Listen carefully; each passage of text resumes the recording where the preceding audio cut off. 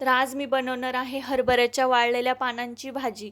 तर इथे मी भाजी घेतलेली, त्यामध्ये मी 2 चमचे इथे बाजरीचं पीठ ॲड करून घेणार आहे. तर तुम्ही इथे बाजरीचं पीठ नसेल तर डाळीचं पीठ घेऊ शकता. तर याला छान मिक्स करून घ्यायचं. त्यानंतर घ्यायचं एक मिक्सरचं भांडं, त्यामध्ये 2-3 हिरवी मिरची, लसूण आणि याला छान वाटून घ्यायचं. कढाईमध्ये तेल गरम करून घ्यायचं, जिरे आणि थोडंसं लसूण कट करून घेतलेलं आहे त्याची फोडणी करून घ्यायची. त्यामध्ये मिरचीचं वाटण ॲड करून घ्यायचं आणि त्यानंतर थोडंसं शेंगादाण्याचा कूट जाडसरच ठेवायचा, तो ॲड करून घ्यायचा.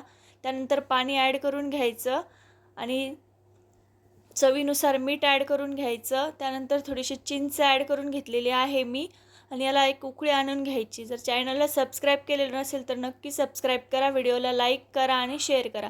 त्यानंतर यामध्ये उकळी आली की भाजी ॲड करून घ्यायची आणि आता याला आपण 2-3 मिनिट छान शिजवून घेऊ. त्यानंतर तुम्ही बघू शकता इथे भाजी आपली रेडी आहे.